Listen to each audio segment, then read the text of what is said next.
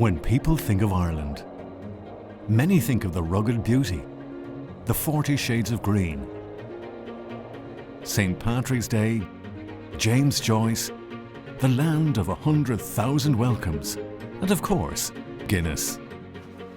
But there's a lot more going on in Ireland than you think.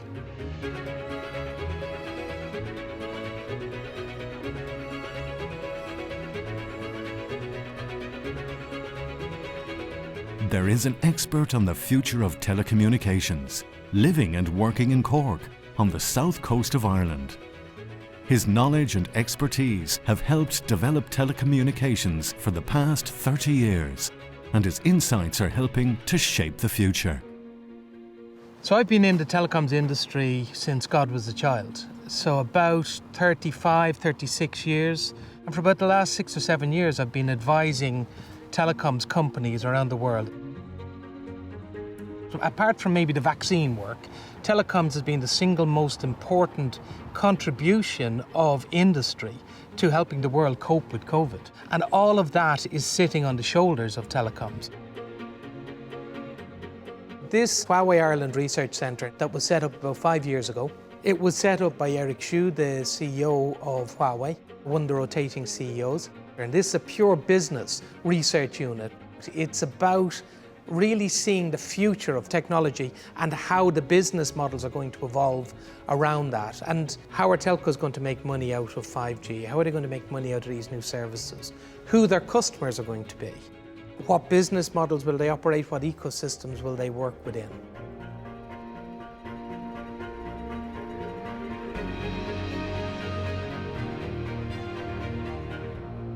The move from 4G to 5G could be economy changing and life changing for a lot of vertical industries. And there's a lot of industries like healthcare, manufacturing and automotive who are all really excited about the arrival of 5G and how it might help them as industries digitally transform themselves. In stadium, what people begin to see is a huge amount of augmented reality driven by 5G. And in Ireland, it can easily happen in Croke Park or in Aviva Stadium. Air has got 5G in Croke Park at the moment, and we could see Vodafone, we could see Three, we could see Air, any of them really rolling this out in any one of those stadiums, to make it a showcase. There's many futures of telcos, and I write about this a lot. There is one future for the telco where it is what I call kind of a digital giant. It's a company that not only provides the telecoms networks and services, the millions of customers, but it has also built a really important role in a whole range of new digital services. There's another future for the telco where they slip back towards becoming a utility.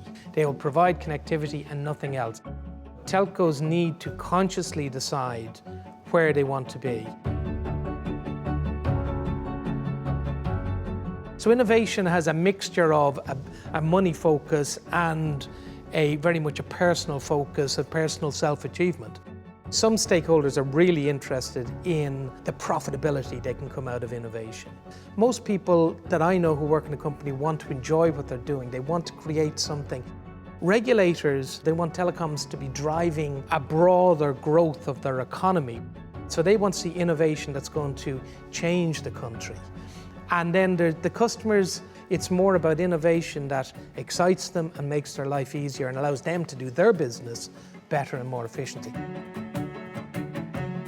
Huawei has built a great relationship here in Ireland with the IDA in terms of committing itself to long-term growth of really high-quality jobs in Ireland. Its level of investment in R&D on an annual basis is probably in the top 5 in the world. A company that wants to invest in R&D is constantly hungry for new ideas. One of the most interesting things is the open-mindedness of Huawei. This is an organization that you can be as broad-minded as you wish in terms of business ideas. New ideas are never dismissed out of hand, and some of them will eventually make it through the analysis process. My philosophy is always to give as much as I can in terms of knowledge, in terms of time, in terms of effort. The more you give, the more you get back. You learn so much from working with clever, committed individuals. And I love that about Huawei.